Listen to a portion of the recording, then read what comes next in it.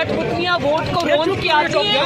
रोजगारी की महंगाई होती है, हर खाने पीने की चीज की कीमत में इजाफा हो गया है, पेट्रोल डीजल की कीमत में इजाफा हो गया है और इस नालायक हुकूमत को, सिलेक्टेड हुकूमत को कोई परवाह नहीं है।